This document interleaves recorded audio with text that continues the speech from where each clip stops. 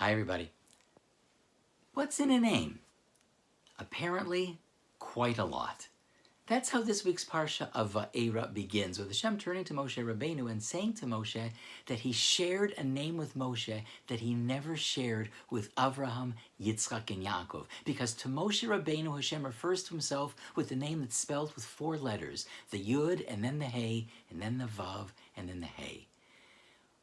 Why is that name so special? Well, the Kabbalists tell us that this name somehow describes a level of intimacy of God's relationship that's not common, that some of the other names don't speak about. God's other names have different meanings, different implications, but this name, the Yud, then the Hey, then the Vav, and the Hey, that we say colloquially as Hashem, that name talks about an intimacy. But what happens now that makes Hashem want to come forward and identify himself, to forge a relationship with Moshe using that name? And why did he never mention it to Avram, Yitzchak, and Yaakov?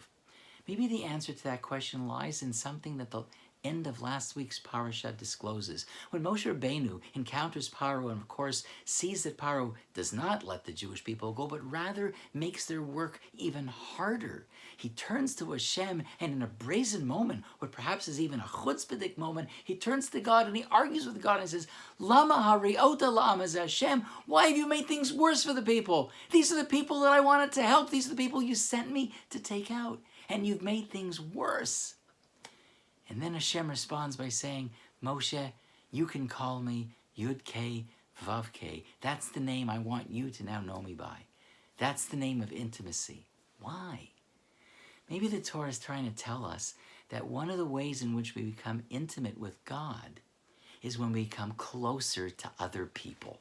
When Moshe Rabbeinu demonstrated his care, his compassion, the pain, the suffering that he felt watching the other Jewish people having to deal with the burden of Egypt and of Paro, when Hashem saw that Moshe's heart was filled with compassion for them, Hashem said, now I understand who you are, and now you can understand who I am. When you demonstrate your connection to other people, to other Jews, that's a step that brings us closer not only to them, but to God. And we surely live in a time where we need to strive to make those connections with each other. And if we do that, and we build our connection to each other, maybe our connection to Hashem gets stronger, and who knows what the impact of that can be.